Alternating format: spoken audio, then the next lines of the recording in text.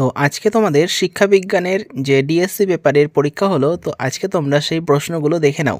তো ডিএসসি এডুকেশনের distance education যে দূরশিক্ষা রয়েছে, তো সেখান থেকে প্রশ্ন উত্তরগুলো রয়েছে। তো যারা যারা পিডিএফ কপি নিয়েছো তোমরা মিলিয়ে দেখবে যে 100% কিন্তু তোমরা কমন পেয়ে গেছো শিক্ষাবিজ্ঞান, এমনকি দর্শনেও কিন্তু সমস্ত প্রশ্ন কমন এসছে। তো অনেকের প্রশ্ন ইংরেজিতে করেছে, ইউনিভার্সিটির ভুলের জন্য কিন্তু অনেক প্রশ্ন ইংলিশে ছাপানো হয়েছে, এর জন্য হয়তো অনেকে বুঝতে পারোনি যে তোমাদের কোন প্রশ্ন দিয়েছে। তো এই প্রশ্নটা কিন্তু সম্পূর্ণটা বাংলাতে আছে, তো তোমরা কোশ্চেনগুলো দেখে নাও। দেখো, তোমাদের ডিস্টেন্স এডুকেশন অপশান সিতে, তো 10 দুগুণী 20, 2 নম্বরের 10টা প্রশ্ন লিখতে হবে। প্রথম প্রশ্ন রয়েছে উন্মুক্ত শিক্ষা বলতে কি বোঝো। 2 নম্বর আছে দূরশিক্ষার দুটি উদ্দেশ্য লেখো। তারপর একটা স্বয়ং কি। জাতীয় উন্মুক্ত বিদ্যালয় বলতে তুমি কি বোঝো। দূরশিক্ষার দুটি গুণ লেখো।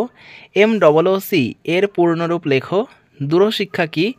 করসপন্ডেন্স শিক্ষা বলতে কি বোঝো। দূরশিক্ষার দুটি সীমাবদ্ধতা লেখো। উন্মুক্ত শিক্ষার দুটি গুণ লেখো।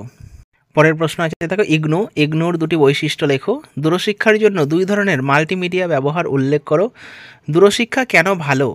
পরেরটা, তোমার শিক্ষালয়ে দূরগত শিক্ষা প্রদানের বিভিন্ন কৌশলগুলি আলোচনা করো। জাতীয় উন্মুক্ত বিশ্ববিদ্যালয়ের দুটি বৈশিষ্ট্য লেখো। এরপরে তোমাদের বিভাগ ক্ষয়ে আছে 5 নম্বরে 4টে প্রশ্ন লিখতে হয়, 20 নম্বর। তো 1 নম্বরে দেখো কি আছে, অপ্রাতিষ্ঠানিক দূরত্ব এবং উন্মুক্ত শিক্ষার মধ্যে সম্পর্ক আলোচনা করো।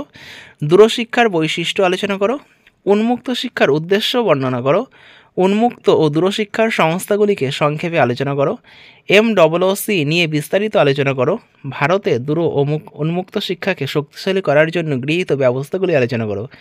এরপরে তোমাদের বিভাগ গ থেকে প্রশ্ন উত্তর আছে। দেখো, 10 নম্বরে 2টো প্রশ্নের উত্তর তোমাদের করতে হয়েছে। প্রথম প্রশ্ন রয়েছে দূরশিক্ষার পদ্ধতি ও কৌশলগুলি আলোচনা করো। ভারতে দূর ও উন্মুক্ত শিক্ষার সমস্যা ও প্রতিকার আলোচনা করো। ভারতে দূরশিক্ষা ও উন্মুক্ত শিক্ষার বর্তমান অবস্থা আলোচনা করো। দূরশিক্ষা ও উন্মুক্ত শিক্ষায় মাল্টিমিডিয়ার ভূমিকা ব্যাখ্যা করো। তো এই প্রশ্নগুলো তোমাদের দিয়েছিল 2023-এর শিক্ষাবিজ্ঞান ডিএসসির।